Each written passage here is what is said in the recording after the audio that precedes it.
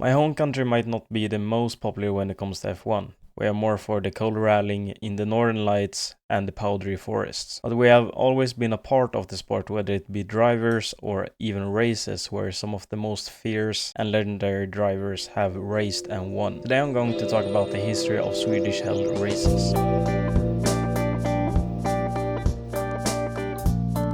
There are actually a few F1 Grand Prix that have been raced in Sweden, but let's start from the beginning. There have always been racing in Sweden, but the first ever Grand Prix was even before F1 existed. The year was 1931 and about 2 hours northwest of the capital Stockholm. The engines desperately trying to warm up the drivers behind the wheel, where they had to complete laps of a 35-minute track that was 46 kilometers long. Yes, you heard me right.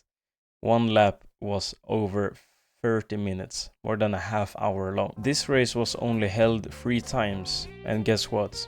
Only Finns and Swedes have won it. The first time was Carl Ebb, and he won in his Mercedes. The second time was won by Sven-Olof Benström, and the third and last time was won in an Alfa Romeo by Per Victor Widengren. After the Swedish Grand Prix, which was the name of the Grand Prix we talked about, there was actually a Swedish Summer Grand Prix also. Unfortunately, this race was surprisingly more deadly than the Swedish Winter Grand Prix. It was held on the 6th of August in 1933 at Norra Vram near Helsingborg. This was another behemoth of a race with a whole of 30-kilometer lap with 12 laps, making the race over 330 kilometers long. That's about a quarter of the whole country Sweden in one race. The prize winnings for this race was a hefty 10,000 kronor, which is about $1,000, but in today's money that would be about 400,000 kronor, which is about 40,000 USD, and at the time this was the biggest prize for a race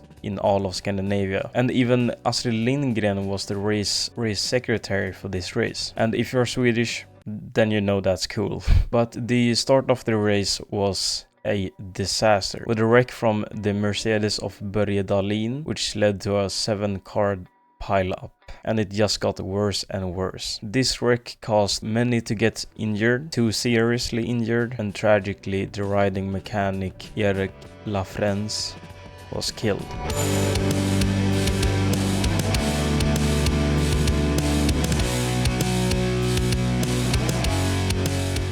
Top of that, one of the cars that set fire spread its flames to a nearby house that also burned down later that race. And this made everyone think, is the 10,000 kronor really worth it? But it was eventually won by Italian Antonio Brivio, driving an Alfa Romeo for Scuderia Ferrari, but that was forgotten with flames, injuries and death. Unfortunately, it was truly a disaster and a Grand Prix to forget. Major racing came to a halt after this incident. Now on to the next track, Råbylövsbanan. There isn't really much to say about this track. It held 3 sports car races with a start in 1955 and then a Formula 2 race in 1967, and that is about it.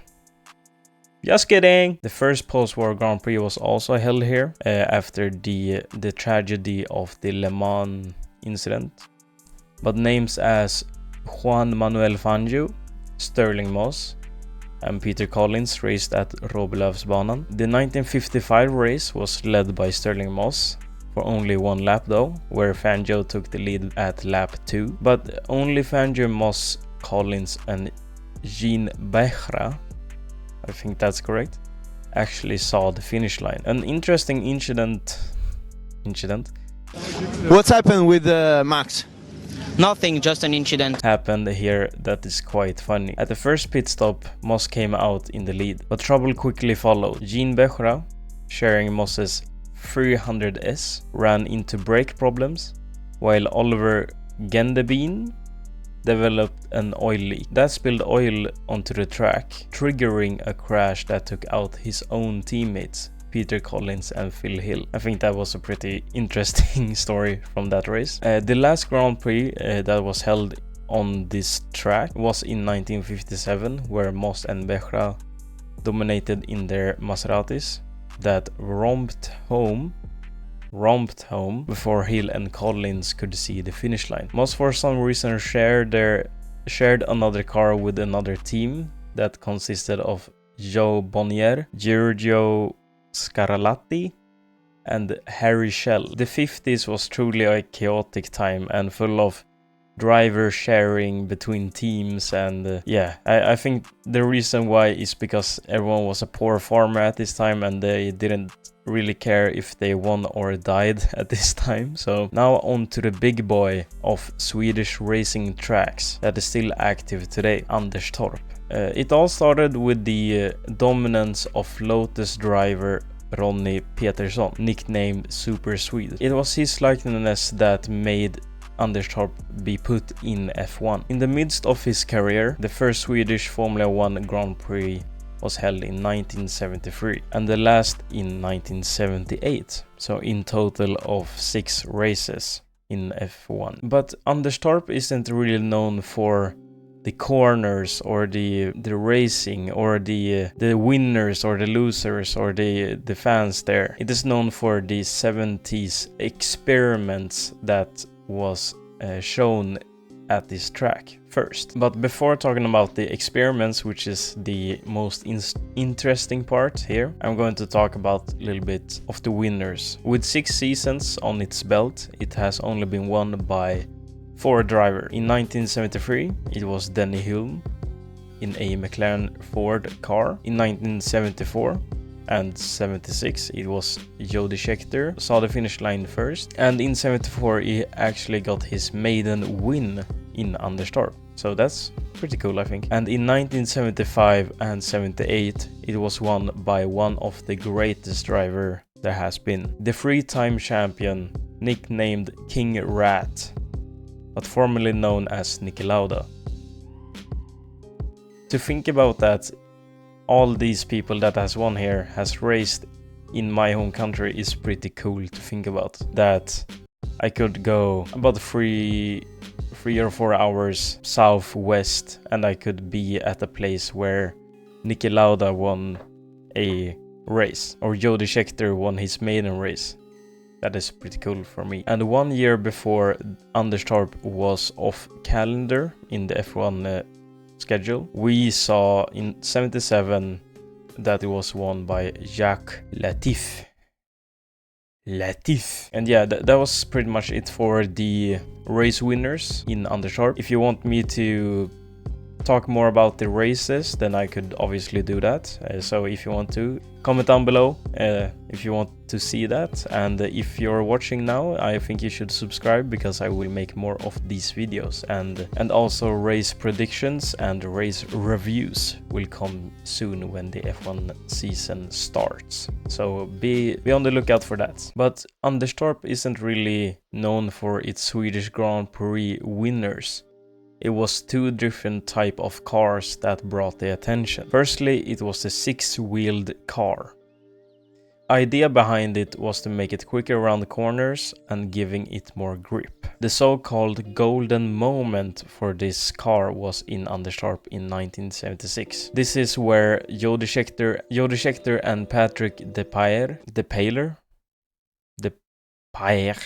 Anyway, they got a 1-2.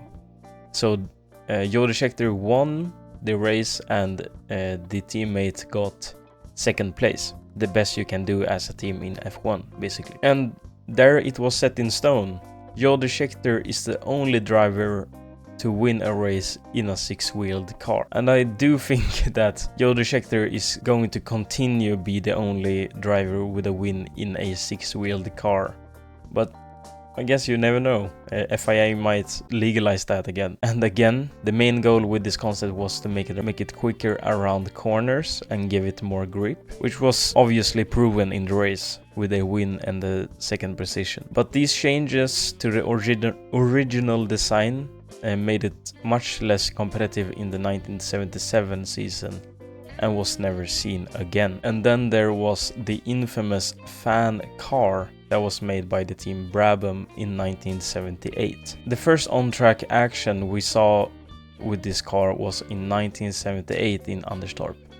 and then never again. It wasn't weird that Niki Lauda won that race though, both because he was an amazing driver obviously, but also the big fan on the back of the car. The team said that that fan was to cool down the car, but that was actually one of the bigger steps toward the type of car we have now. The term is called downforce, and it basically describes itself. It pushes the car down. Downforce can be created all from the front and back wing or the form of the car, but mostly the floor of the car nowadays. But in 1978 they realized that a fan could extract air from beneath the car and generate immense downforce, making the car very dominant in turns, which obviously made Niki Lauda so coincidentally dominant in the Swedish race in 78. And yeah, this was basically this video. I just wanted to talk a little bit about all the races in Sweden that has been. And yeah, that was the history of my home races. Even though I probably won't see a Swedish Grand Prix in my lifetime, I am still grateful that this all still happened. And with that said, I just want to say thank you for watching till the end. And if you came this far into the video, I think you should subscribe to the channel, because I will make tons more of these type of videos where I either talk about the history of something, or I have a few ideas for videos in the near future that I just have to record. But again, thank you for watching, and I will see you next time. GMF out.